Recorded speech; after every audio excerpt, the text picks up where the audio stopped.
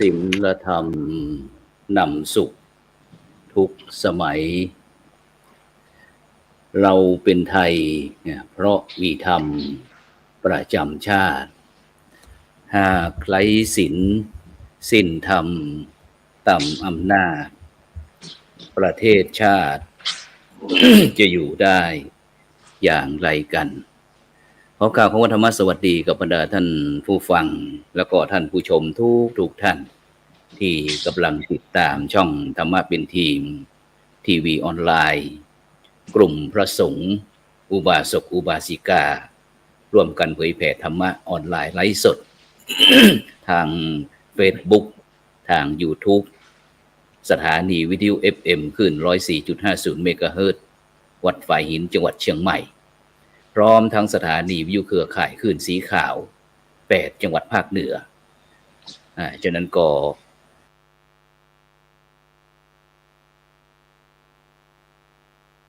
ซึ่งก็เป็นประจำทุกคืนวันอาทิตย์ เวลาตั้งแต่20:00 นเป็นต้นไปจนถึงเวลาประมาณ21:00 นก็จะพบกับรายการเห็นธรรมเห็นเราเห็นเราเห็นธรรมซึ่งดำเนินรายการโดยอาตมาภาพพระครูโสพลปริยัติพร้อมทั้งคณาจารย์จากช่องธรรมะเป็นทีมของเราซึ่งวันนี้นะก็ถือว่าเป็นอีกวันหนึ่งนะที่เราได้นัดคณะครูบาอาจารย์นะเพราะมาร่วมนะเพราะว่าคือเป็นคืนวันอาทิตย์แล้วก็เพิ่งออกจากโครงการ อบรมพระวิปัสสนาจารย์หนเหนือนะก็เลยไม่ค่อยสะดวกที่จะติดต่อคณะครูบาอาจารย์สักเท่าไหร่นะตอนนี้เราก็แล้วก็จะเป็นโอกาสที่ได้กลับมาขอบคุณนะคณะครูบาอาจารย์ทุกๆรูปนะที่ช่วงที่ผู้ดำเนินรายการเข้าโครงการปฏิบัติธรรมอบรมพระวิปัสสนาจารย์นั้นไม่ได้จัดรายการนะซึ่งก็ได้ฝากรายการให้กับคณะครูบาอาจารย์ทุกๆรูปนะได้เป็นธุระเป็นภาระไม่ว่าจะเป็นท่านอาจารย์พระมหาพีรวัตรท่านอาจารย์พระมหาดวงทิพย์ท่านอาจารย์พระมหาวรเชษฐ์นะซึ่งก็ ถือว่าสอบผ่าน ประคับประคองผ่านไปด้วยดีนะซึ่งโดยเฉพาะแล้วก็ในวันนี้ก็เป็นวันอาทิตย์ที่30เดือนกรกฎาคมปีพุทธศักราช2566แล้วก็วันพุธนี้ก็จะเป็นวันสุดท้ายของเดือนกรกฎาคมนะซึ่งตั้งแต่วันที่28เป็นต้นมานะทางคณะสงฆ์ไทยเราก็ร่วมกับส่วนราชการ ก็ได้รณรงค์เกี่ยวกับกิจกรรมสัปดาห์ส่งเสริมวันสำคัญทางพระพุทธศาสนาหรือว่าการเผยแผ่พุทธศาสนาวันอาสาฬหบูชาแล้วก็เข้าพรรษาดังนั้นในวันนี้นะต้องถือว่าเป็นวันที่สำคัญเช่นเดียวกันนะโดยเฉพาะในวันนี้ก็มีคณาจารย์ของเรา ได้มาร่วมนะรูปแรกนี้ไปที่ท่านอาจารย์พระมหาพีรวัตรครับผมท่านอาจารย์ครับนมัสการครับได้ทักทายกับบรรดาท่านผู้ฟังท่านผู้ชมสักนิดหนึ่งครับผมกราบนิมนต์ขอกราบถวายความเคารพนะฮะท่านอาจารย์พระครูโสพลปริยัตินะฮะแล้วก็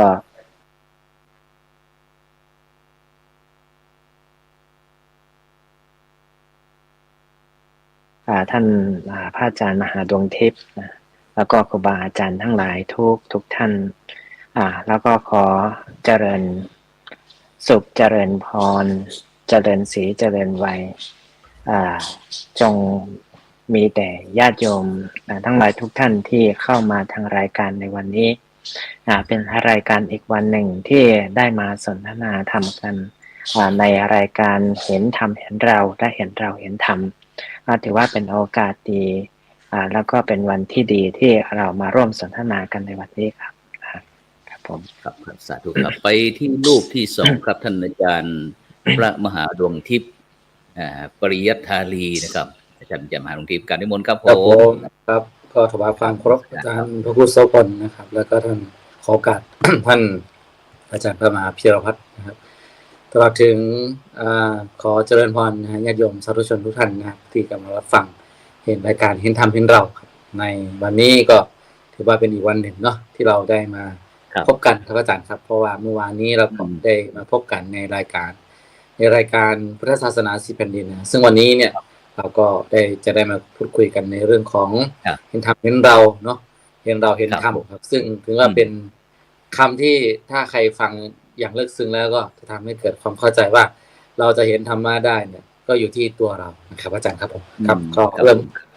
ครับผมรอบแรกก็ประมาณนี้ก่อนครับอาจารย์ครับ ครับสาธุครับต้องขอบคุณท่านอาจารย์พระมหาดวงทิพย์ปริยัติธารีเพราะว่าเมื่อวานก็เราก็มาร่วมสนทนากันในรายการพระพุทธศาสนา4 แผ่นดินซึ่งก็ใช้เสียงในฟิล์ม ใช้ภาษาท้องถิ่นหรือว่าภาษาเมืองนะแต่วันนี้ก็ตามสไตล์ก็เพื่อที่บรรดาท่านผู้ฟังท่านผู้ชมเพราะว่าช่องของเรานี้เป็นรายการช่องที่มีผู้ชมทั่วโลกนะท่านอาจารย์มหาดวงทิพย์เนาะเราก็มีการเปลี่ยนถ่ายบ้างนะคือเราไม่ลืมของเก่าแล้วก็ไม่เมาของใหม่จนเกินไปโดยเฉพาะนะถ้าคนเมืองซึ่งเราก็จะแบ่งเกี่ยวกับวัฒนธรรมจารีตประเพณีท้องถิ่นถ้าคนท้องถิ่นไม่พูดภาษาท้องถิ่นก็อาจจะขาดตกบกพร่องไปนะครับฉะนั้นก็วันนี้ต้องกราบขอบพระคุณท่านอาจารย์พระมหาดวงทิพย์ท่านอาจารย์มหาพีรวัตรนะครับซึ่งได้มีโอกาสนะครับดำเนินรายการนะครับไม่ว่าจะเป็นรายการพระพุทธศาสนา4 แผ่นดินแล้วก็ท่านอาจารย์มหาพีนี่ก็รายการเห็นธรรมเห็นเราใช่ไหมครับอาจารย์ครับรายการเห็นธรรมในทุกวันพุธตอนนี้เป็นผมครับอาจารย์วันเสาร์ที่จัดแทนวันนั้นท่านอาจารย์จัดวันไหนผมจัดวันเสาร์ครับจัดวันเสาร์พระพุทธศาสนา4 แผ่นดินครับผมครับแล้วท่านอาจารย์มหาหลวงทิพย์จัดวันพุธวันอาทิตย์ครับอาจารย์ครับอาจารย์ขยับจอนิดหนึ่งขยับจอนิดหนึ่งผมจัดวันอาทิตย์ครับอาจารย์ครับผมจัดวันนี้แหละครับปกติครับผมครับท่านพระอาจารย์วรเชษฐ์เนี่ยสมมติก็ท่านก็จะดูแลในวันศุกร์แล้วก็ท่านก็จะมาวันเสาร์วันอาทิตย์บ้างแล้วก็ท่านมหาพีรวัตรก็คือดูแลวันเสาร์ครับแล้วก็ผมดูแลวันอาทิตย์ครับผมอาจารย์ครับงั้นขอสอบถามหน่อยตามความรู้สึกตามความรู้สึกของพระอาจารย์ทุกๆรูปแต่ที่เคยเมื่อก่อนนี้อาจจะเป็นรายการเราไม่ค่อยนี่เท่าไหร่แต่ทีนี้มารับภารกิจที่อาจจะเต็มใจหรือไม่เต็มใจก็ตามหรือว่าจะโทษด้วยการบังคับก็ตามหรือไฟบังคับก็ตามอาจารย์ช่วยถ่ายทอดอาจารย์มหาพีรวัตรช่วยถ่ายทอดหน่อยว่ามีความรู้สึกยังไงบ้างเมื่อได้มีโอกาสมาดำเนินรายการแทนพระครูโสพลปริยัติในรายการพระพุทธศาสนา4 แผ่นดินในคืนวันเสาร์อาจารย์คุยให้ฟังหน่อยมันเป็นยังไงรู้สึกความรู้สึกครับขอบพระคุณครับอาจารย์ที่ได้ถามนะครับสำหรับคำถามก็ความรู้สึกก็เหมือนอันดับแรกก็คือว่ามีภาระมากขึ้นครับ แล้วหลังจากนั้นที่ได้เข้ามาแล้วหนึ่งก็คือว่าต้องใช้ภาษาเนาะภาษาบางครั้งเนี่ยก็อาจจะก็คือว่ามันประแลดบ้างหรือว่าอะไรเนี่ยก็แต่ก็คือมีท่านพระอาจารย์วรเชษฐ์ได้เข้ามาด้วยแล้วก็เป็นอีกมิติหนึ่งครับที่ได้เข้ามาแล้วเนี่ยมันก็มีสิ่งใหม่ๆแล้วก็มีหลายๆคนอาจจะฟังออกบ้างไม่ออกบ้างแต่ก็เป็นเอกลักษณ์ที่ได้เข้ามาก็ได้เห็นนะหลายๆคนไม่ว่าจะเป็นญาติโยมฝั่งลาวญาติโยมฝั่งอีสานแล้วก็ญาติโยมภาคเหนือเองเนี่ยภาษาเนี่ยมันก็จะคล้ายๆกันแล้วก็ได้สื่อถึงนะเหมือนการอยู่บ้านอยู่อะไรเนี่ยแล้วก็เป็นการสนทนาธรรมกันแล้วก็ในช่วงตอนกลางคืนเนี่ยหลังจากที่กับผมเนี่ยก็ห่างเหินมานานนะ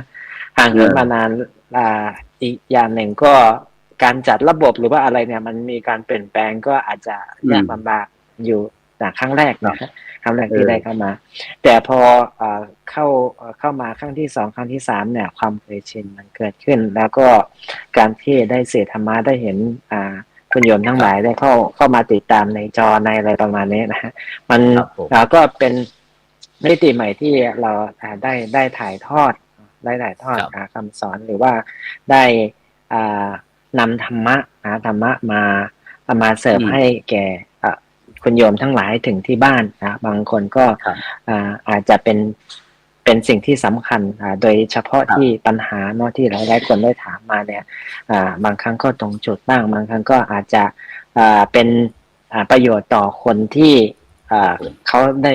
ประสบปัญหาอยู่อย่างนี้ฮะก็ถือว่าเป็นรายการที่ดีครับเป็นการ1อนุรักษ์วัฒนธรรมด้วยนะ2อนุรักษ์ภาษา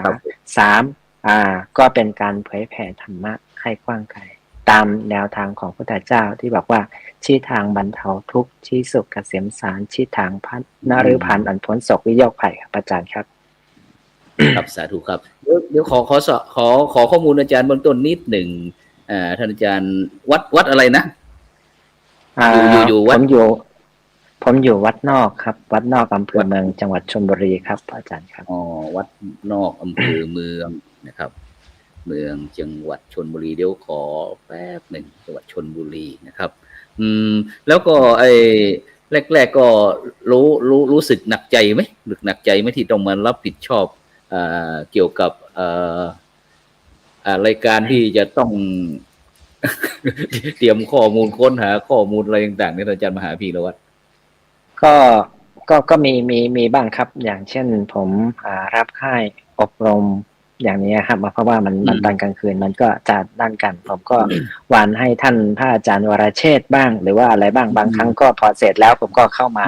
เป็นแวบๆอย่างนี้ฮะแต่บางครั้งได้เข้าไปสอบในกรุงเทพอย่างนี้ฮะก็ในตรงนั้นเราก็ไม่สะดวกพอเข้าไปที่สถานที่ที่พักแล้วเนี่ยก็เข้ามาให้ธรรมะนะมันก็จะติดตรงที่การเดินทางหรือว่าการที่ติดภาระอย่างเช่นอบรมอย่างนี้ฮะแต่ที่เหลือก็ไม่ค่อยมีปัญหาอาจารย์ครับก็โอเคสนุกดีนะครับนะสนุกดีแล้วตอนนี้คิดที่จะผลิตรายการของตนเองหรือยังตอนนี้มีได้ประจำวันหรือยังตอนนี้ก็มีในช่วงของพรรษาครับช่วงของพรรษาก็อาจจะตั้งไว้ว่า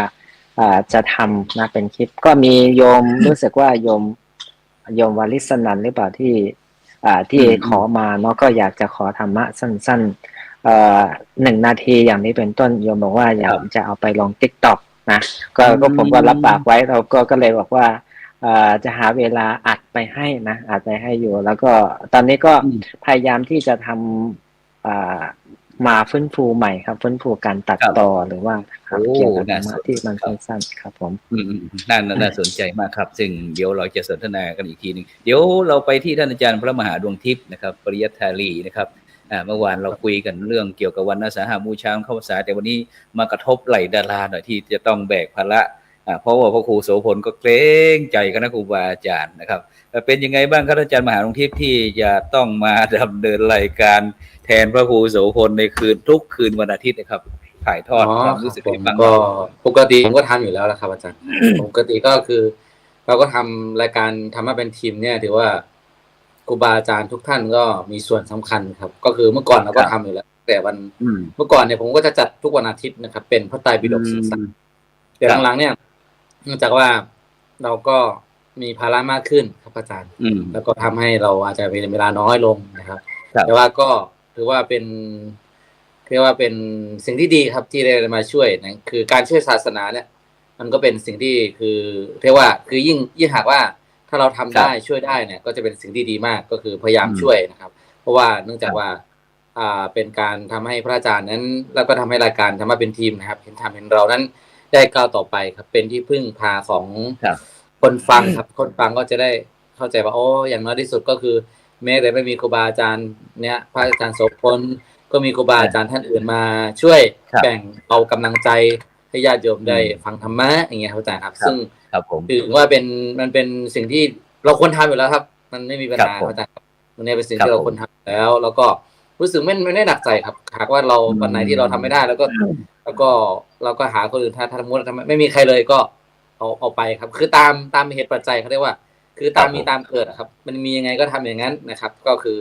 เพราะว่าชีวิตเราเนี่ยมันก็ไม่แน่นอนนะอาจารย์เนาะเราก็มีการเรียกว่าคือยอมรับในสิ่งที่มันเปลี่ยนแปลงครับผมก็ประมาณนั้นแล้วก็คือทำให้รายการ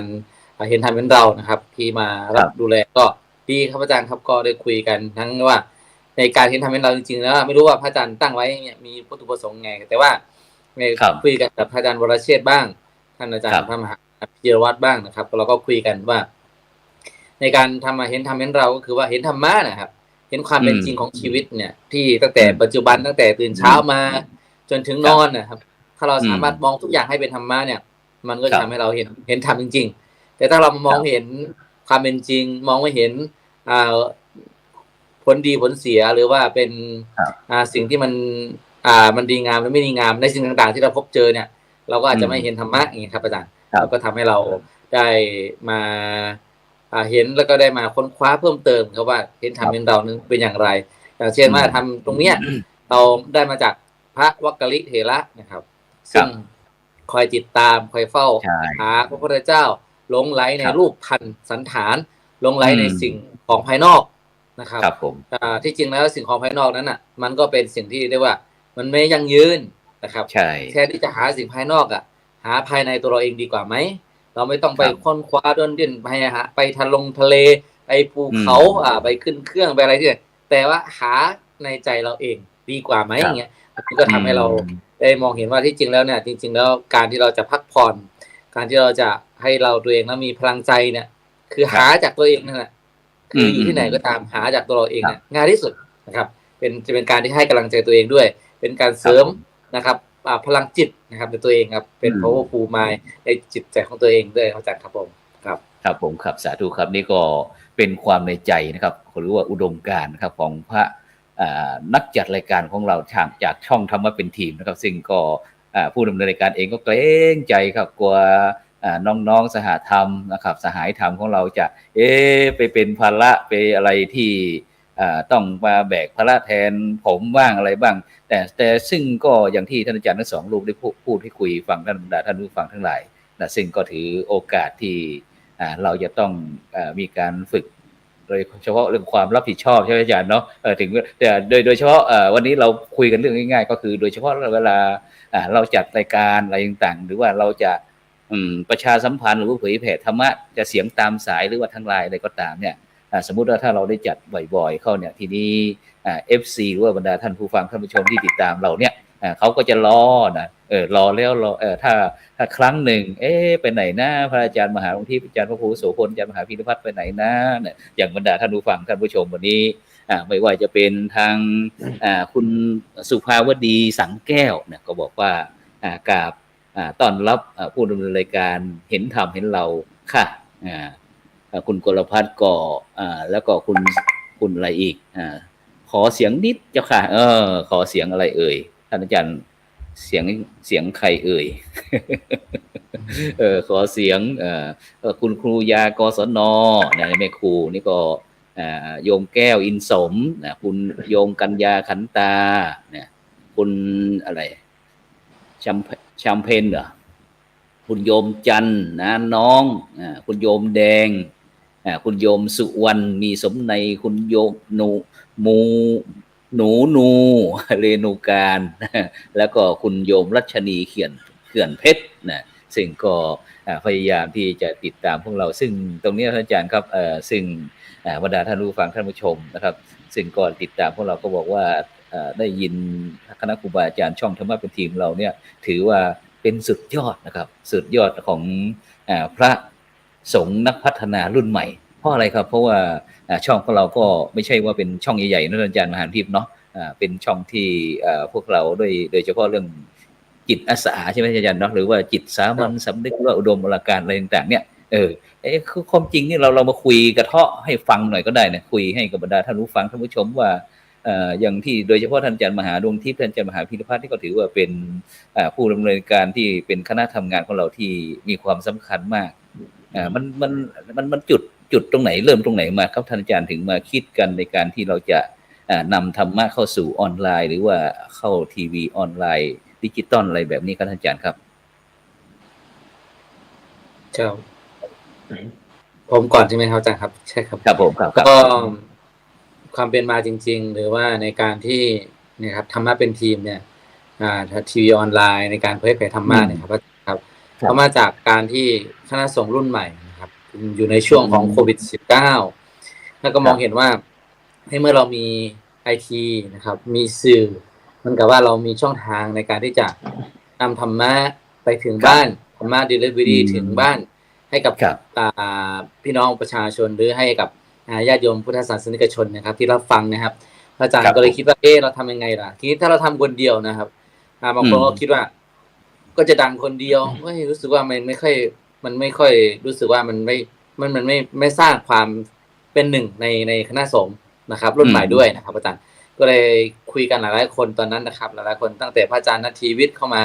แล้วก็ครูบาอาจารย์หลายท่านก็มาคุยกันก็เห็นดีนะเราสมควรที่จะใช้เวลาที่มันเป็นประโยชน์ในช่วงที่โควิดเนี่ยเราไปมาหาสู่กันไม่ได้เราอยู่บางคนอยู่ต่างจังหวัดอยู่คนอยู่กทมบางคนอยู่ต่างประเทศนะครับทำยังไงนะครับในการที่จะเผยแผ่ธรรมะให้กับพี่น้องประชาชนได้รับฟังนะครับโดยการที่ใช้สื่อออนไลน์ให้เป็นประโยชน์คือเดี๋ยวจะถามว่าบางทีก็ใช้เรามีอยู่แล้วนะครับมีสื่อ Facebook มีสื่อ YouTube มีทุกอย่างเลยครับแต่ทีนี้เนี่ยทำยังไงให้ธรรมะนั้นเข้าไปสู่ประชาชนด้วยนะครับก็เลยมีการรวบรวมกันมาครับก็ตั้งทำงานทีมงานกันมาแล้วก็รวบรวมกันมาแล้วก็ทีนี้แล้วแต่มันมีเบราว์เซอร์อันหนึ่งครับอย่างที่เราใช้อยู่เนี่ยเขาเรียกว่า StreamYard-browser.com นะครับมันเป็น StreamYard เหมือนกับทีวีออนไลน์ที่คือเราใน1 ปีเนี่ยเราไม่จำเป็นต้องมีช่องตัวเองได้แต่ว่าเราสามารถที่จะใช้เบราว์เซอร์ตัวนี้ได้แต่จะมีเมื่อก่อนคือเราใช้เบสิกมาจากเบสิกแรกๆเนี่ยเราก็ใช้แบบฟรีเนี่ยมันก็จะแค่ไลฟ์สดได้แค่30 นาทีถึง40 นาทีแต่มันก็จะหมดอายุหมดเวลาทีนี้เราก็เปลี่ยนกันมาว่าเราก็สามารถที่จะญาติโยมผู้มีจิตศรัทธาเนี่ยจะร่วมทำบุญหรือส่งเสริมการเผยแผ่พุทธศาสนาได้แล้วก็พระสงฆ์เองก็ว่าเราก็พอที่จะมีเรียกว่ามีจิตอาสานะครับมีจิตที่จะทั้งอาสาตัวเราเองมาจัดรายการมาเผยแผ่ธรรมะไม่พอแล้วทั้งปัจจัยญาติโยมทำบุญมาเนี่ยที่เป็นส่วนตัวก็ดีหรือมาส่วนรวมก็ดีเนี่ยก็เอามาร่วมในการสนับสนุนนะครับช่องทำเป็นทีมของเราครับอาจารย์อย่างปัจจุบันเนี่ยก็คือปีหนึ่งก็ประมาณ15,000นะอาจารย์เนาะปีหนึ่ง15,000ทุกปีก็เราก็มีครูบาอาจารย์มาร่วมกันนะครับคือครูบาอาจารย์หรือญาติโยมที่มาร่วมกันในการทำบุญด้วยครับซึ่งผมว่าตรงนี้นะครับมันเป็นสิ่งหนึ่งที่ว่าเราอาจจะไม่ได้เจอกันบางคนคือไม่เคยเจอกันนะครับแต่ว่าเราก็รู้สึกว่าเราเป็นเหมือนกับพี่เหมือนกับน้องเหมือนกับเป็นครูบาอาจารย์กันนะครับอาจารย์เราทำให้เรามีเครือข่ายที่มากขึ้นไปไหนบางคนเราก็ไม่รู้จักนะบางคนก็บอกว่าพระอาจารย์เป็นธรรมะเป็นทีมหรือเปล่าครับอย่างเงี้ยคือไปเจอครูบาอาจารย์เราก็จะมีเครือข่ายที่มากขึ้นทำให้เราเรียกว่าไปไหนก็ไม่ลำบากในการเรียกว่าเดินทางในการที่ว่าที่พักอาศัยอย่างต่างๆเนี่ยพระอาจารย์ก็คือทำเราเครือข่ายมากขึ้นแล้วโดยเฉพาะว่ารายการต่างๆเนี่ยไม่ว่าจะเป็นอย่างเมื่อก่อนเนี่ยครับคือช่วงหลังๆในครูบาอาจารย์ท่านก็จากพระอาจารย์ทวัชชัยแคนาดาจากอเมริกาจาก UK จากสวีเดนจากยุโรปอเมริกาพวกนี้ก็เขามาหมดเนาะแล้วไม่พอนะครับก็คือเรามีพุทธศาสนา4 แผ่นดินทำให้เราเนี่ยมองเห็นความสำคัญในประเทศเพื่อนบ้านครับเช่นลาวเช่นพม่าเชียงตุงนี่เนาะพระอาจารย์แล้วก็12 ปันนาซึ่งเป็นเถรวาทเหมือนกันเนี่ยเราทำให้การที่ว่าญาติโยมก็สามารถที่จะรับฟังแล้วก็ได้เรียนรู้สิ่งใหม่ๆด้วยอาจารย์ครับซึ่งผมว่ามันเป็นโอกาสที่ดีครับคือวันอาทิตย์เนี่ยบางคนก็บอกว่าฉันมันหยุดนะไม่รู้จะไปทำอะไรก็ลองมาฟังดูครับธรรมะเนี่ยอาจจะไม่ได้ธรรมะจ๋านะอาจารย์เนาะของเราก็คือเรื่อยๆไปเป็นธรรมะทั้งวัยรุ่นก็ได้ผู้สูงวัยก็ดีนะครับก็คือมันก็มีหลากหลายครับคือเราไม่ได้เน้นธรรมะมากมายแล้วก็เน้นแบบว่าเป็นการพูดคุยถามสุขดิบกันว่าเป็นยังไงบ้างญาติโยมสบายดีมีปัญหาอย่างไรก็สามารถที่จะถามสามารถที่จะมีเป็นส่วนร่วมในการที่จะทำให้การขับเคลื่อนนะครับทำมาเป็นทีมการเผยแผ่ธรรมะทางนี้ได้ครับอาจารย์ครับครับฉะนั้นไปที่อาจารย์มหาพีรวัตรด้วยไม่ได้กระเทาะพระอาจารย์มหานานแล้วว่ามีความเป็นไปเป็นมาอย่างไงถึงมาร่วมกันทำเป็นเป็นทีมเขาเนี่ยท่านอาจารย์มหาพีรวัตรครับก็ขอบพระคุณนะครับอาจารย์ที่กระผมนะฮะได้เข้ามาร่วมในทำเป็นทีมเนาะก่อนที่จะมานี่ก็คือว่าผมก็ได้ทำอยู่แล้วนะฮะได้ทำเป็นช่องอาจจะตัดคลิปนะฮะในช่วงนั้นไลฟ์สดยังไม่ได้ไลฟ์สดเท่าไหร่ส่วนมากก็จะเป็นตัดคลิปสั้นตัดคลิปเกี่ยวกับเรื่องราวต่างๆนะฮะเพื่อเผยแผ่นะเพราะว่าในขนาดนั้นก็มองว่าในฐานะที่เราเป็นพ พระเผยแผ่เนาะเผยแผ่ ครับ ก็คือต้องเหมือนมีดที่มันทื่อนะในช่วงโควิด มันต้องรับมันต้องรับมีด ครับผม ประจุประสงค์ก็คือต้องการที่จะรับมีดนะฮะรับมีดก็คือเผยเผยแผ่ทางทางข้างนอกเนี่ยก็คือว่าแต่ละที่ก็ปิดนะครับก็ปิดก็ไม่ได้นิมนต์ไม่ได้รับไปที่ไหนอยู่ที่วัดอย่างเดียว ก็อาศัยในช่วงของออนไลน์เนี่ยครับได้มาเผยแผ่ธรรมะแล้วก็ได้มีพระอาจารย์นะพระอาจารย์มหาดวงทิพย์พระอาจารย์ไทยพระอาจารย์นาทีเนาะก็ได้ชวนได้เข้ามาสู่ธรรมะเป็นทีมธรรมะเป็นทีมก็ถือว่าในตรงนั้นก็เอาความรู้สึกว่าระดับแรกนะว่าการที่เราอยู่รูปเดียวแล้วก็เข้าไปเนี่ยจะเป็นภาระไหมแล้วก็มันจะสามารถที่จะสื่อกันได้ไหมหรือว่าอย่างไรอะไรแบบนี้มันคำถามมันเกิดขึ้นนะว่าเราจะไปดีไหมหรือว่าตามช่องของเราคนเดียวดีกว่าอะไรแบบนี้แต่ในขณะก็ได้ตัดสินใจว่ามันก็จะได้อะไรหลากหลายแนวนะได้เข้าไปได้สนทนาได้อะไรเนี่ยบางครั้งเนี่ยก็คิดว่าถ้าเราไม่เข้าไปเนี่ยเราก็ไม่รู้จักเข้าไปเดี๋ยวก็เคยรู้จักเดี๋ยวพูดไปเดี๋ยวก็รู้จักกันเองเนี่ยประมาณนี้ความคิดนะความคิดมันเกิดขึ้นก็ตัดสินใจได้เข้ามาในธรรมะเป็นทีมแล้วก็ได้มาเผยแผ่ทางธรรมะออนไลน์ก็หลังจากนั้นก็ได้พัฒนาไปพักหนึ่งนะครับก็OBS บ้างอะไรบ้างแล้วก็จัดฉากต่างๆก็ไปศึกษาเพิ่มเติมเพราะว่าในช่วงของโควิดเนี่ยยังมีเวลาเพราะในขณะนั้นเพิ่งจบปริญญาตรีมาเนาะก็ได้พักครับแต่พักก็ได้อาศัยในช่วงของโควิดได้ศึกษาไปด้วยแล้วก็นำสิ่งที่ศึกษาเนี่ยเอามาทำงานแล้วก็นำธรรมะเนี่ยเอามาเผยแผ่เอาเผยแผ่ด้วยฮะก็เลยตัดสินใจได้เข้ามาเผยแผ่ในทางธรรมะเป็นทีมฮะตั้งแต่บัดนั้นเป็นต้นมาจนถึงบัดนี้ครับอาจารย์ครับโอ้โหสาธุครับซึ่งโดยเฉพาะรายชื่อช่องธรรมะเป็นทีมเนี่ยท่านอาจารย์มหานุทิพย์มีที่มาที่ไปไหม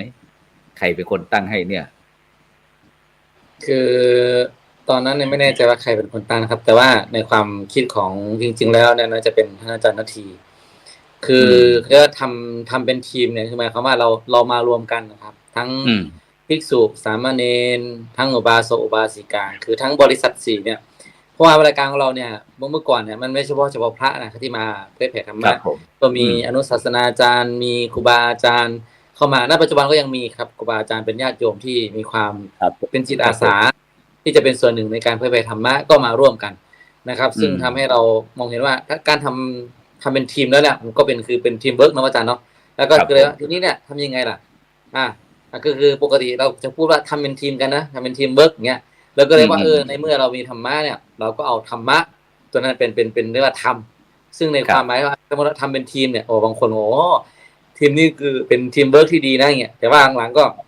อย่างที่ว่าเราเนี่ยเป็นจิตอาสาจริงๆครับรายการของเราเนี่ยคือมันไม่ค่าตอบแทนนะครับถ้าสมมุติว่าถ้าเราไปดูบางรายการเนี่ยเขาจะมีว่าถ้าเขาเชิญออกไปออกรายการนะต้องมีค่าตอบแทนว่าครั้งนึงเท่าไหร่เงี้ยแต่ว่าของเรานี่คือทำไมหายไปคืออย่างที่ว่านั่นแหละคือถ้าเรามีมันเป็นงานเรียกว่ามันอดิเรกนะพระอาจารย์นะครับงานอดิเรกคือจิตอาสาทำให้เราเนี่ยถ้าบางครั้งงานด่วนมาสำคัญเราก็ต้องรับผิดชอบงานที่เรามีประจำอยู่แล้วแต่งานนี้คือว่าเราหากว่าเราว่างจริงเราก็มาแล้วก็อีกส่วนนึงก็คือญาติโยมก็สำคัญนะพระอาจารย์นะญาติโยมก็สำคัญถือว่าญาติโยมมาดูบ้างไหมไงสมมติถ้าบางครั้งถ้าหากว่าเราครูบาอาจารย์มาออกรายการแล้วญาติโยมน้อยไม่คอมเมนต์ไม่ถามอะไรเลยอย่างเงี้ยอาจารย์ทำให้เราแบบไม่มีกำลังใจก็บางทีก็ไม่มีกำลังใจมีกำลังใจก็ไม่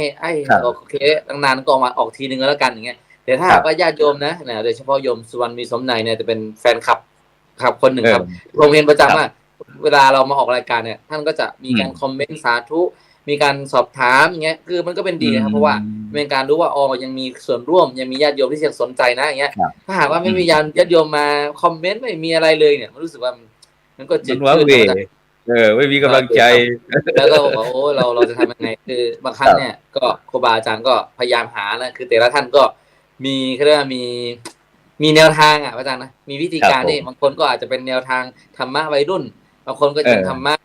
ผู้สูงวัยบางคนก็เป็นสมาธิบางคนก็เป็นสติอย่างเงี้ยคือซึ่งในแต่ละคนก็มีเขาเรียกว่าจริตนะอาจารย์เนาะจริตหรือมีแนวทางในการไม่เป็นธรรมะด้วยกันนะครับอาจารย์ซึ่งบางคนก็อาจจะถูกใจบ้างไม่ถูกใจแต่ว่าญาติโยมนะถ้าหากว่ามีเวลาเนี่ยมาให้กำลังใจคือสำคัญคือถามบ้างนะไม่เข้าใจตรงนี้ว่าอยากจะรู้ว่าไอ้ปัญหาเนี่ยอย่างสมมติเรามีปัญหาชีวิตน่ะไม่ต้องอายครับถามเข้ามาในแบบว่าอาจจะเป็นแบบไม่กล้าถามโดยตรงในออนไลน์ที่มันโชว์ได้ก็ถามแบบเป็นอินบ็อกซ์เข้ามาก็ได้ครับอาจารย์ครับซึ่งก็จะเป็นอันหนึ่งครับที่ทำให้เราเนี่ยครูบาอาจารย์อาจจะมีกำลังใจนะพระอาจารย์เนาะแต่ว่าคือเรายังไงก็ตามครับคนที่ยึดมั่นในหลักการอุดมการณ์ในการเผยแผ่ธรรมะเนี่ยเราก็จะไม่หวั่นไหวครับพระอาจารย์อย่างสมมติว่าพุทธสโลกธรรมเมจิรังยสนกรรมปฏิก็คือว่าเราเนี่ยจะไม่หวั่นไหวโลกธรรมเนี่ยจะขึ้นจะลงน้ำจะขึ้นน้ำจะลงนะฝนจะตกแดดจะออกไงคือเราจะไม่หวั่นไหวเพราะว่าเรามีความเชื่อมั่นในพระรัตนตรัยมีความเชื่อมั่นในธรรมะว่าทำดีได้ดีทำชั่วได้ชั่วเราก็จะมีความมั่นคงว่าเราก็จะมาเรื่อยๆนะครับแต่บางครั้งมันก็อย่างที่ว่านั่นแหละคือครูบาอาจารย์เนี่ยมันมีงานประจำอยู่แล้วครับแต่ว่างานนี้เป็นงานที่เรียกว่าจิตอาสานะครับวอลเนเทียซึ่งก็ไม่ใช่ว่ามีไม่ง่ายๆนะอาจารย์นะในการที่จะทำให้เรามีจิตอาสาญาติโยมเนี่ยมีอะไรที่จะอยากจะรู้เรื่องนี้อยากจะฟังเรื่องนั้นเนี่ยก็พยายามบอกมาด้วยเป็นการที่ทำให้เราก็จะได้เตรียมข้อมูลตัวนั้นมาแล้วก็มาพูดจากันถ้าหากญาติโยมไม่มีการส่วนร่วมเลยแล้วเราก็ไม่รู้จะเอาอะไรมาพูดมาครั้งนะครับก็ทำให้เราเรียกว่าไม่รู้ว่าชอบหรือไม่ชอบใช่ไหมสต็อปไปแบบหัวข้อเรื่องอะไรก็ได้บางทีเราก็เอาเรื่องปัจจุบันเข้ามาพูดบางทีก็เอาเรื่องธรรมะเนี่ยบางครั้งถ้าจะพูดเรื่องธรรมะที่มันลึกซึ้งเกินไปนะครับครูบาอาจารย์ก็บอกโอ้ญาติโยมไม่เข้าใจนะครับแต่จะธรรมะง่ายเกินไปก็บอกโอ้ยฟังแล้วฟังอีกนะเนี่ยเป็นต้นพระอาจารย์ครับซึ่งตรงนี้นะพระอาจารย์ผมว่าถ้าหากว่าญาติโยมนะกลับเข้ามาแล้วก็มีอะไรจะถามจะฟังเรื่องอะไรนะเขียนไว้เลยคอมเมนต์ไว้เลยพระอาจารย์ครับอาทิตย์หน้าเนี่ยพระอาจารย์ก็จะได้เห็นธรรมของเราเนี่ยอยากจะฟังเรื่องอะไรอยากจะรู้เรื่องอะไรเกี่ยวกับบทบาทพระสงฆ์ในการอย่างสมมติปกติเนี่ยเห็นทำเป็นเราพระอาจารย์ก็จะนิมนต์เนาะครูบาอาจารย์สายที่เป็นนักเผยแผ่นักทำงานต่างๆมาพูดคุยกันซึ่งผมว่าเป็นดีนะครับเพราะทำให้เรารู้ว่าที่จริงแล้วพระสงฆ์เนี่ยไม่ได้นิ่งดูดายบางคนบอกพระสงฆ์ไม่ทำอะไรเลยที่จริงพระสงฆ์นี่ทำงานหนักแต่ไม่มีผลตอบแทนเขาอาจารย์ใช่ไหมฮะไม่คือหมายความว่ามีผลตอบแทนคือบุญเนี่ยมีผลตอบแทนแต่เราไม่ได้มีผลตอบแทนแบบของฆราวาสไงมีเงินเดือนมีเงินรายได้อะไรต่างๆแต่พระสงฆ์เองเนี่ยมีบุญตอบแทนแล้วก็ญาติโยมก็ใส่บาตรอาจารย์ครับนี่ก็คือส่วนหนึ่งก็คือที่เราออกรายการก็คือว่าเราต้องการที่จะตอบแทนบุญข้าวบุญน้ำของญาติโยมนั่นเองอาจารย์เนาะครับสาธุครับนี่ก็ท่านอาจารย์มหาหลวงทิพย์พออาจารย์มหาหลวงทิพย์บอกว่าต้องการกำลังใจนะครับเยอะแยะไปหมดเลยครับวันนี้นะเนี่ยบรรดาท่านผู้ฟังท่านผู้ชมที่รายการเห็นธรรมเห็นเราเห็นธรรมที่ผู้ดำเนินรายการอาตมาภาพเนี่ยที่พยายามที่จะให้เป็นสื่อกลางนะให้กับพระนักจัดรายการพร้อมกับบรรดาท่านผู้ฟังเนี่ยได้มีโอกาสได้พบเจอกันนะแล้วก็มันเหมือนกับร้านอาหารนะท่านอาจารย์มหาพีรวัตรเวลาเราเป็นเขาเรียกอะไรล่ะเป็นกุ๊กหรือว่าเป็นที่ผู้ที่ปรุงอาหารนั่นนะเราก็มั่นใจของเราว่าเราเนี่ยทำอาหารอร่อยแล้วแต่ทำไมไม่มาสั่งอาหารหรือว่าไม่มารับประทานอาหารร้านเราเนี่ยมันก็ครั้งก็ว้าเหวเหมือนกับท่านอาจารย์มหาหลวงทิพย์ฉะนั้นถ้าลูกค้ามาก็บอกว่าถ้าชอบแบบนั้นชอบนี้ถ้ามันเปรี้ยวไปจัดไปลดตรงนั้นตรงนี้ซึ่งกุ๊กตัวนั้นเขาก็สามารถที่จะปรุงอาหารได้ก็เหมือนกับพวกเราที่จัดรายการเนี่ยอย่างที่ตอนนี้บอกว่าคุณโยมสุวรรณมีสมนัยก็บอกว่าไม่นี่ตรงนี้ที่ท่านอาจารย์มหาหลวงทิพย์บอกว่าเป็น FC ตัวยงนะซึ่งก็ต้องขอบคุณอนุโมทนาซึ่งบรรดาท่านผู้ฟังท่านผู้ชมนะก็สามารถที่จะส่งข้อความมาทางอินบ็อกซ์ที่ติดตามทางขึ้น 104.50 เมกะเฮิรตซ์วัดฝ่ายหินจังหวัดเชียงใหม่หรือแม้กระทั่งทางช่องธรรมะเป็นทีมซึ่งโดยเฉพาะตอนนี้เราจะส่ง YouTube นะครับไลน์ YouTube นั้นไปทางเข้ากลุ่มไลน์นะครับซึ่งก็สามารถที่จะดูสดๆพร้อมกันไปเลยนะครับนี่คือเทคโนโลยีในยุค 5Gฉะนั้นพวกเราไม่ว่าจะเป็นบรรดาท่านผู้ฟังท่านผู้ชมพุทธศาสนิกชนทั้งชาวไทยต่างประเทศแล้วก็แม้กระทั่งพระนักจัดรายการเนี่ยถ้าเราได้คุยกันนะครับโดยเฉพาะที่เราก็จะมีแต่วินทุกอย่างนะครับแม้กระทั่งผู้ดำเนินรายการถึงแม้จะ ไม่มีค่าปัจจัยค่าตอบแทนอะไรต่างๆนะครับแต่เคยมีพระเดชพระคุณหลวงพ่อพระเทพวิสุทธิคุณกุศลคันธวโรนะครับอดีตเจ้าคณะจังหวัดเชียงใหม่วัดบุพารามถนนท่าแพอำเภอเมืองจังหวัดเชียงใหม่เนี่ยเคยคุยให้ผมฟังบอกว่าท่านพระครูเนี่ยเงินเดือนค่าตอบแทนเงินเดือนหรือว่าอะไรต่างๆเนี่ยที่ค่าตอบแทนที่พระสงฆ์เจ้าเราเนี่ยได้จากพุทธศาสนิกชนก็คืออาหารบิณฑบาตนี่แหละคือเงินเดือนของพระสงฆ์องค์เจ้านี่ครับนะผมก็เลยทำงานไม่ว่าจะเป็นหลวงปู่พ่อพรหมมงคลหลวงปู่ทองสิริมังคโลอะไรต่างๆนี่ครับท่านอาจารย์ทั้งสองรูปครับซึ่งเราก็หัวใจเดียวกันนี่แหละอย่างท่านอาจารย์มหาวิทิพย์แต่ก็อยากจะเห็นการสะท้อนว่ารายการเป็นอย่างไรบ้างนะครับเพื่อที่จะได้ปรุงให้มันเป็นพูดง่ายๆก็คือให้มันเกิดประโยชน์กับบรรดาท่านผู้ฟังท่านผู้ชมเนี่ยยิ่งถ้าท่านผู้ฟังท่านผู้ชมมาติดตามรายการช่องของเราแล้วได้นำสิ่งละอันพันละน้อยที่พวกเราได้สนทนากันเนี่ยเอาไปประยุกต์ใช้ในการดำเนินชีวิตแล้วทุกคนแฮปปี้นะท่านจริงไหมท่านอาจารย์มหาวิทิพย์เราก็ดีใจสังคมสงบร่มเย็นเป็นสุขแบบมีความสุขแบบยั่งยืนอะไรต่างๆเนี่ยเราก็ดีใจฉะนั้นที่สำคัญคือบรรดาท่านผู้ฟังท่านผู้ชมก็จะต้องกดติดตามกดไลค์กดแชร์ยิ่งกดมากก็ได้บุญมากอย่างที่แชร์มากก็ได้บุญมากที่ผู้ดำเนินรายการก็ชอบจะพูดตลอดว่าแชร์มากก็ได้บุญมากแชร์น้อยก็ได้บุญน้อยไม่แชร์ก็ไม่ได้บุญอย่างเงี้ยอย่างนี้หรือเปล่าท่านอาจารย์มหาพีรวัตรมีอะไรที่เสริมเติมเต็มตรงนี้ไหมครับผมหลายคนเนาะคนโยมทั้งหลายจำได้ว่าในช่วงของโควิดการที่ทำงานก็ดีอะไรก็ดีรายได้ลดนะก็อยากจะบอกว่ารายได้ของพระก็เหมือนกันโยมบิณฑบาตรายได้ก็ลดเหมือนกัน แต่ก็เลยเปลี่ยนสายการบินใหม่นะการบินมหาพีอาจารย์มหาพีดูนี่ใช่ในตอนนั้นโยมดูรายการท่านอาจารย์พระมหาพีรวัตรอยู่ระยะหนึ่งอยู่ท่านก็หายไปเฉยๆเลยแก้ข่าวหน่อยไปทำไมถึงหายก็หลังจากที่เป็นนักบินอยู่โยมพอบินเสร็จแล้วก็เปลี่ยนสายการบินใหม่เพราะว่าหยุดบินโยมก็เลยอาศัยอยู่วัดก็ญาติโยมทั้งหลายทุกท่านนะก็ในที่ทุกท่านเนาะได้เข้ามาได้เข้ามาฟังอะไรเนี่ยมันก็จะเอื้ออำนวยกันตลอดโดยเฉพาะวัดกับบ้านเนี่ยที่แล้วก็โรงเรียนที่เราเรียกว่าบวรข้าราชการก็ดีต้องอาศัยกันและกันการที่จะอยู่ร่วมเรียนเป็นสุขได้เนี่ยก็เพราะอาศัยกันและกันจึงมีคำก่อนที่ท่านประพันธ์ไว้ว่าวัดจะดีมีหลักฐานเพราะบ้านช่วยบ้านจะสวยเพราะมีพระดัดนิสัยวัดกับบ้านช่วยกันก็อวยชัยแต่ถ้าขัดกันบันไดทั้งสองทางถ้าเกื้อกูลมาช่วยกันแล้วก็ช่วยกันปรับปรุงในฐานะที่คุณโยมทั้งหลายเป็นอุบาสกอุบาสิกาเนี่ยก็เข้ามาส่งเสริมพระเข้ามาสนับสนุนนะบางคนก็อาจจะมีสิ่งของหรือว่าอะไรก็สนับสนุนเพื่อที่รายการนี้จะได้อยู่ต่อนะเป็นปัจจัยก็ดีอะไรก็ดีบางคนไม่มีก็ให้กำลังใจให้กำลังใจอันนี้ก็เป็นบุญเป็นกุศลเป็นการร่วมกันร่วมกันอย่างเช่นองค์กรก็ดีอะไรก็ดีจะอยู่ได้เนี่ยก็ด้วยอาศัยทุนที่ถ้าญาติโยมทั้งหลายได้ช่วยกันคนละเล็กคนละน้อยเนี่ยไม่ต้องเยอะหรอกแต่คนละเล็กคนละน้อยเนี่ยจะเป็นพลังแล้วก็เป็นก้อนที่มหาศาลเหมือนการสั่งสมบุญสั่งสมบุญเนี่ยสั่งสมทีละนิดทีละนิดย่อมเต็มได้ก็จึงบอกว่า การสั่งสมบุญเนี่ยก็เหมือนตุ่มเนี่ยเหมือนตุ่มน้ำเนี่ยที่วางหงายรับสายชนก็ย่อมเต็มล้นอุทกที่ตกลงน้ำที่ตกลงเนี่ยทีละหยดเนี่ยมันก็ย่อมเต็มตุ่มได้ฉันใดบุญกุศลที่เราได้ทำความดีที่เราได้ทำก็ฉันนั้นเหมือนกันครับสาธุครับไปที่ท่านอาจารย์มหาวิทิพย์ครับผมอาจารย์มหาวิทิพย์ครับผม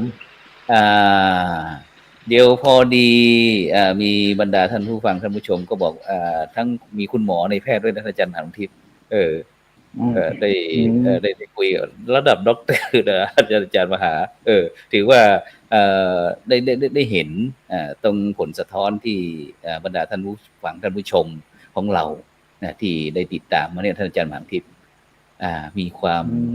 พึงพอใจหรือว่ามีแนวความคิดที่จะขยายในรูทางหรือว่าเทคนิคหรือว่าวิธีการที่จะในการจัดรายการนี้บ้างไหมครับจะมีการปรับไหมเพราะว่าตอนนี้เราย่างเข้าปีที่4นะครับท่านอาจารย์มหาทิพย์ใช่ไหมเปิดเสียงนิดครับอาจารย์มหาทิพย์ เปิดใจครับ มันจะมีหลายอย่างครับอาจารย์ครับว่า คือเนื่องจากว่ารายการของเราเนี่ยมันมีก็เสียงสะท้อนหลายๆเสียงยิงมุกนะคือปัจจุบันเนี่ยคนส่วนมากครับเขาจะไม่ฟัง1 ชั่วโมงอาจารย์ไม่ฟังถึง1 ชั่วโมงเพราะว่ามันเป็นรายการที่เรียกว่าของเรานี่รายการสำหรับ1 ชั่วโมงนะครับ1 ชั่วโมง1 ชั่วโมงครึ่งอะไรพวกเนี้ยคือจะฟังครับบางคนก็จะฟังไว้สักพักหนึ่งแล้วก็หายไปแล้วก็กลับมาฟังก็มีหรือบางครั้งก็คือฟังนิดนึงแล้วก็ไปเลยนะครับซึ่งตรงนี้เองนะครับในครูบาอาจารย์เองเราเองก็ต้องหาปรับคอนเทนต์นะครับคือปัจจุบันเนี่ยเราต้องทันสมัยคือว่าอาจจะเป็นคลิปสั้นๆอย่างที่ปกติแล้วก็จะมีในTikTok อะไรต่างๆแต่ว่าความเป็นจริงแล้วเนี่ยก็คืออย่างที่บอกว่ารายการของเราเนี่ยเป็นรายการธรรมะที่มันไม่ได้ธรรมะจ๋านะครับก็คือเป็นการพูดคุยให้กำลังใจกันแต่ยังก็ตามอาจารย์ครับคือการที่เราเห็นว่าคือชีวิตของเราเนี่ยคือบางครั้งผมนี่เป็นคนที่แบบเทียบว่าคือจะเจออะไรก็ตามจะเปรียบเทียบว่าในเมื่อทุกอย่างเนี่ยมันต้องมีเขาเรียกว่ามันมีทั้งแง่ลบกับแง่บวกหรือว่าบางครั้งมันมีปัญหาเนาะสมมติว่ามีปัญหาแต่ว่าเท่ายังไงล่ะเราจะเอาปัญหาตอนนั้นมาเป็นบทเรียนให้เราเหมือนกับชีวิตของเราเนี่ยอาจารย์ทุกคนมีปัญหานะไม่ใช่ว่าไม่มีปัญหานะอาจารย์ครับแต่ว่าปัญหาเนี่ยเราจะแก้ยังไง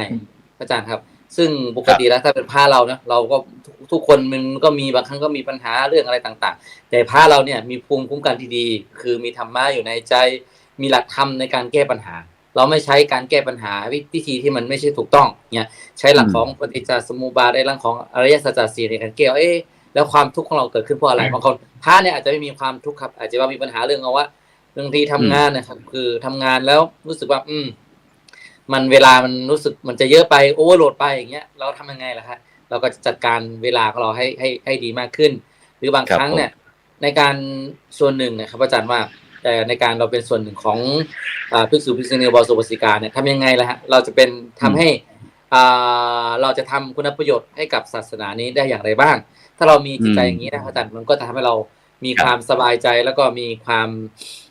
เรียกว่าในการที่จะมีจิตอาสาในการที่จะตอบแทนครับอาจารย์ตอบแทนศาสนาทำให้เรามีโอกาสในการที่จะช่วยเหลือพุทธศาสนามากขึ้นแล้วก็อย่างญาติโยมก็คือที่มาฟังก็ดีเราก็ไม่เราคิดว่าเราเป็นยังไงคือบางครั้งเราคิดว่าเราการเผยแผ่ธรรมะเนี่ยมันก็มีทั้งเหมือนกับอาหารอะไรอย่างที่พระอาจารย์ว่านั่นแหละอาหารเนี่ยอาจจะถูกใจบางคนอาจจะไม่ถูกใจบางคนนะครับถ้าถูกใจเขาก็มาฟังเรื่อยๆหากว่าไม่ถูกใจอันนี้ก็เป็นเรื่องปกติคือความเห็นต่างอาจารย์ความเห็นต่างในโลกเนี่ยมันมีทั้งหมดครับความเห็นต่างเนี่ยแต่เราอยากจะเอาความเห็นต่างมาเกิดความแตกแยกหรือจะเอาความเห็นต่างมาทำให้เกิดเรียกว่าเรียกว่าอะไรนะเกิดปัญหาอาจารย์ครับใช่ไหมครับอาจารย์คืออย่างเรา3ท่านนะอาจารย์พระครูโสพลพระอาจารย์พระมหาพีรวัตรเนี่ยในหนึ่งเรื่องเนี่ยเราก็ยังมีความเห็นไม่เหมือนกันเลยเพราะฉะนั้นเนี่ยจะให้คนทั้งโลกจะให้ทุกคนเนี่ยมีความเห็นเหมือนกันอย่างเช่นแม้แต่บริษัทเดียวกันเป็นพี่น้องกันยังไม่มีความเห็นต่างยังไม่ตรงกันเลยไม่ต้องคิดถึงว่า14 ล้านเสียง15 ล้านเสียงรอ100อะไรต่างๆอาจารย์ครับผมนะอันนี้มันจะไม่เหมือนกันแน่นอนครับอาจารย์ครับผมอาจารย์ครับผมครับทีนี้ถึงแม้ท่านจะมาที่สรุปบอกว่าถึงแม้เราจะมีความคิดที่แตกต่างกันไม่ตรงกันบ้างแต่เราก็สามารถที่อยู่ร่วมกันได้นะครับไม่ใช่ว่าอยู่ร่วมกันไม่ได้นะครับนี่เป็นสรุปสั้นๆให้อาจารย์อังทิพย์เพราะว่าเหลือเวลาอีกสัก10 นาทีเราก็จะไปที่ท่านอาจารย์มหาพีรวัตรอีกทีหนึ่งเกี่ยวกับเพราะว่าวันที่1จะเป็นวันอาสาฬหบูชาเป็นวันสำคัญทางพุทธศาสนาแล้วก็วันที่2ก็จะเป็นวันเข้าพรรษาซึ่งโดยเฉพาะนั้นเราได้สรุปประจำว่าพี่น้องพุทธศาสนิกชนชาวไทยและต่างประเทศก็มักจะ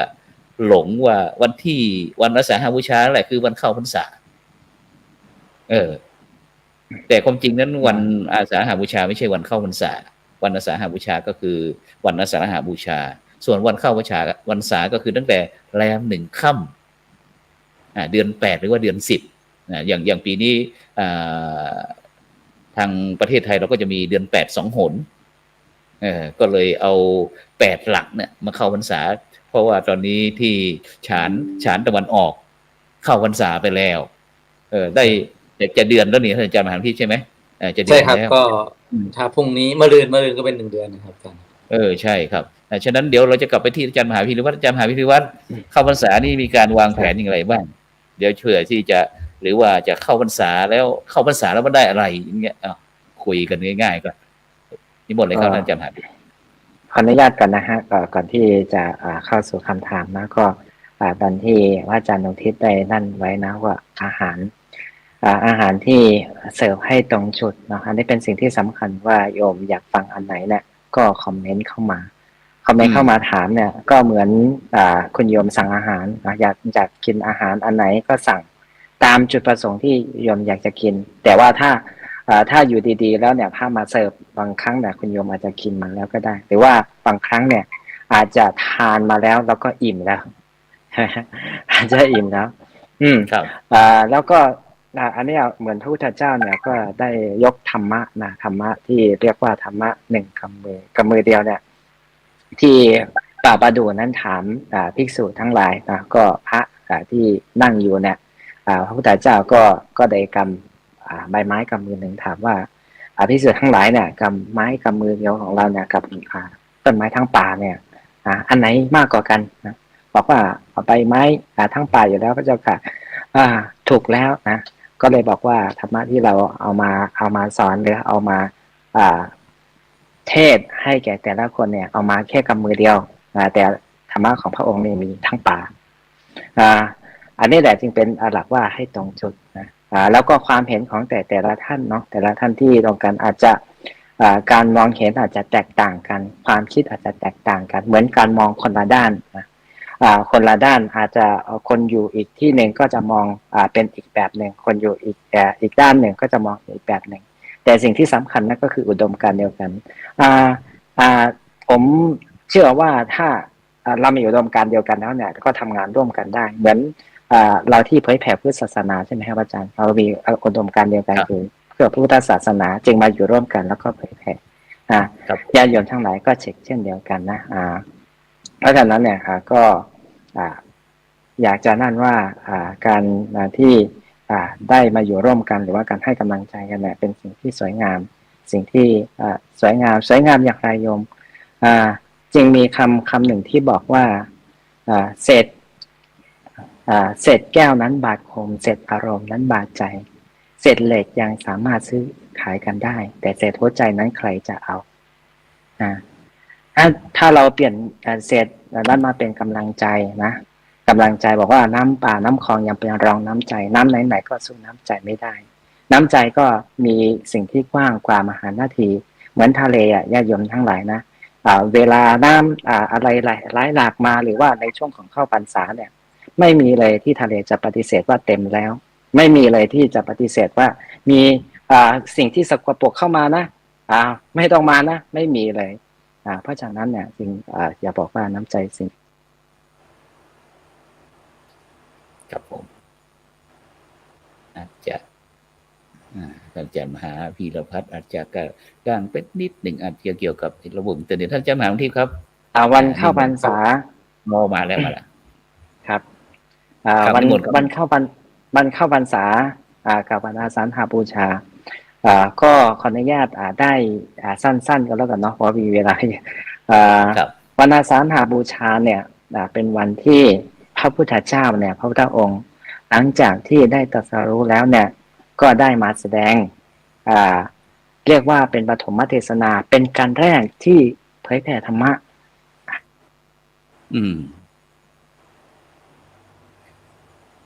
นิมนต์ท่านอาจารย์มหาที่ตัดไปก่อนนะครับผมก็ในเรื่องของวันเข้าพรรษานะครับก็คือเป็นวันที่เราจะใน3 เดือนเนี่ยเราจะมาพิจารณาตัวเองก็คือมาเห็นตัวเราเองนะอาจารย์ซึ่งในที่นี้อาจารย์ครับถ้าหากว่าทุกคนเนี่ยที่เราเป็นโดยเฉพาะว่าเป็นชาวพุทธในเอเชียตะวันออกเฉียงใต้ไม่ว่าจะเป็นพม่าไทยลาวเขมรกัมพูชาอะไรต่างๆถ้าหากว่าทุกคนเนี่ยมองเห็นว่าเราจะอยู่ที่ไหนเนี่ยคือความกตัญญูสำคัญอาจารย์มันคือว่าวันเข้าพรรษาเนี่ยก็คือมันเป็นว่าเป็นวันกตัญญู คือเป็นวันที่พระพุทธเจ้าได้แสดงธรรมจักรวัตนสูตรซึ่งเป็นหัวใจสำคัญของพุทธศาสนาเหมือนกับว่าเราอยู่ในที่ไหนก็ตามนะอาจารย์นะ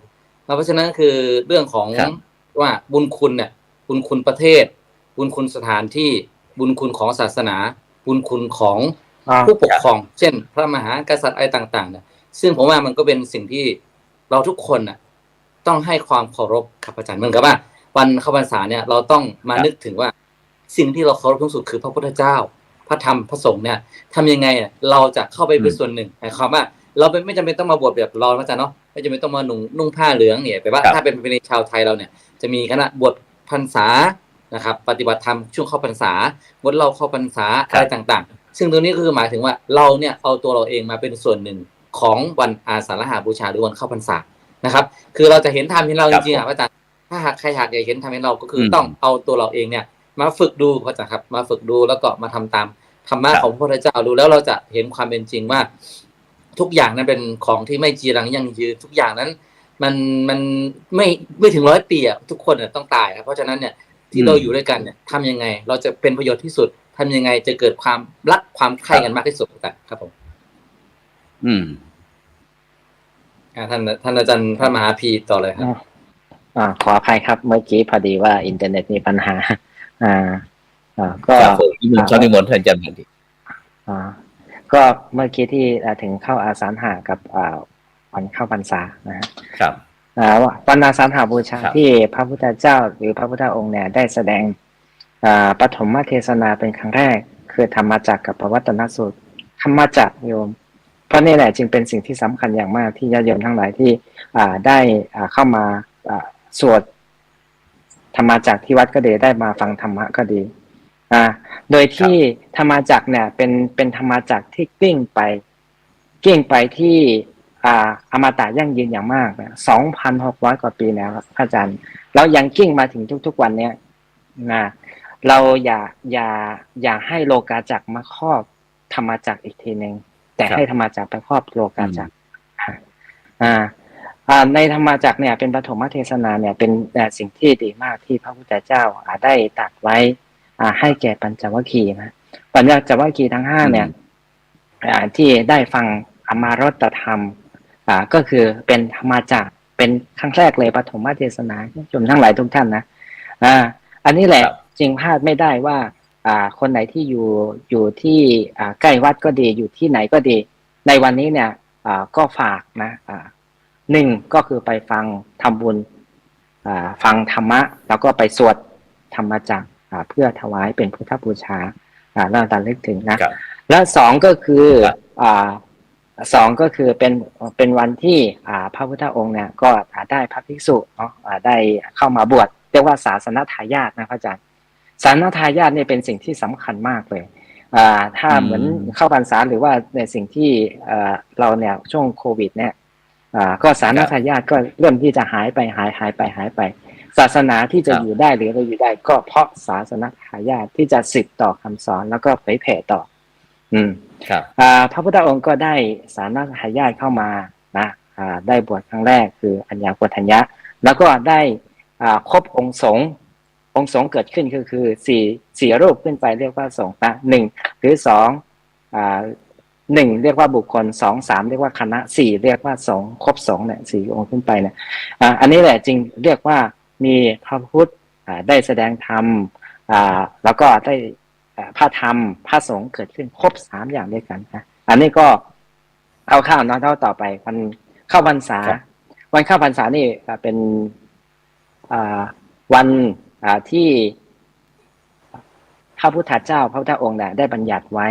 ให้พระเนี่ยอยู่ประจำที่ใดที่หนึ่งนะที่ใดที่หนึ่งหลังจากที่พระเนี่ยส่วนมากจะอยู่ไม่เป็นที่ในขนาดนั้นเนาะก็ไปทางโน้นบ้างทางนี้บ้างนะก็ไปเหยียบของเขียวบ้างอะไรบ้างนะก็ตามคันนาบ้างตามอะไรเนี่ยก็ทำให้ชาวนาเนี่ยเกิดความเดือดร้อนแล้วก็เลยบอกว่าขนาดนกขนาดสัตว์ที่นั่นยังมีการหยุดแต่ศาสนาอื่นยังมีการหยุดอยู่ประจำที่เลยแล้วทำไมของศาสนาของพระเจ้าองค์เนี่ยมันไม่มีการอยู่ประจำที่จึงไปทูลกราบ พุทธานุญาตนะไปเล่าให้พระองค์ก็ได้บัญญัติเป็นการจำพรรษาขึ้นมานะอันนี้ก็เป็นเรื่องของพระเราก็ได้เวลา พอสมควรก็ขออนุญาตสรุปก็แล้วกันว่าวันอาสาฬหบูชาก็ดีวันเข้าพรรษาก็ดีเนี่ยเป็นกิจกรรมที่สำคัญของทางพุทธศาสนาในฐานะที่เราเป็นชาวพุทธแล้วเนี่ยได้มาร่วมกันได้ทำบุญแล้วก็รักษาศีลเจริญภาวนาบุญกิริยาวัตถุนี่แหละทั้ง3ประการก็ดีทั้ง10ประการก็ดีเนี่ยเป็นสิ่งที่สำคัญอย่างมากแล้วก็ในฐานะที่ชาวพุทธเราเนี่ยที่จะอยู่ได้พุทธศาสนาได้อยู่ได้นะด้วย1ก็คือคำสอน2ก็คือวัฒนธรรมที่เราถืออยู่3ก็คือที่ญาติโยมทั้งหลายได้ช่วยกันในฐานะเป็นอุบาสกอุบาสิกาได้เชิดชูพุทธศาสนาพร้อมกับพุทธบริษัท4พุทธองค์พระพุทธเจ้าไม่ฝากไว้พระภิกษุนะครับอาจารย์ว่าศาสนาแต่ว่าฝากให้ทั้ง4เหล่าเนี่ยบริษัทเนี่ยเรียกว่าบริษัท4เหล่ามีภิกษุภิกษุณีแล้วก็อุบาสกอุบาสิกาเพราะฉะนั้นเนี่ยก็ฝากญาติโยมทั้งหลายทุกท่านเนี่ยได้ร่วมช่วยกันเพื่อพุทธศาสนาจะได้เจริญรุ่งเรืองได้ครับอาจารย์ครับครับขอบพระคุณท่านอาจารย์พระมหาดวงทิพย์ปริยัติธารีท่านอาจารย์พระมหาพีรวัตรทิตธรรมโมนะครับที่คณาจารย์จากช่องธรรมะเป็นทีมของเราวันนี้นะครับรายการเห็นธรรมเห็นเราเห็นธรรมนะครับมาสะท้อนให้กับบรรดาท่านผู้ฟังถือว่ารายการของเราเป็นสื่อกลางนะครับที่อยากจะให้ทุกท่านนะครับได้มีโอกาสได้สนทนากันถือว่าพระครูโสพลถือว่าเป็นพี่ใหญ่ก็แล้วกันนะครับที่จะพยายามให้กำลังใจทั้งบรรดาท่านผู้ฟังท่านผู้ชมแล้วก็คณะครูบาอาจารย์เพื่อที่เราจะได้สร้าง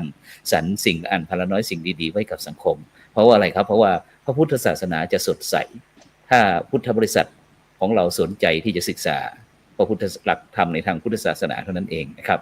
ฉะนั้นก็ในค่ำคืนนี้ก็เวลาหมดเวลาซะแล้วนะครับฉะนั้นอย่าลืมนะครับวันที่1วันอาสาฬหบูชาวันที่2เข้าพรรษานะครับอย่าลืมนำหน้าที่ของพุทธบริษัทของเราให้เข้มแข็งนะครับแล้วก็พระพุทธศาสนาก็จะอยู่คู่โลกต่อไปนะครับสำหรับในคืนนี้เวลาหมดเวลานะครับนำในการจากบรรดาท่านผู้ฟังไปก่อนหลับฝันดีนะครับมีเงินใช้นะครับไร้โลคาพยาธินะครับไม่เจ็บไม่จนร่ำรวยทุกผู้คนสำหรับในค่ำคืนนี้ขอกล่าวคำว่าสาธุ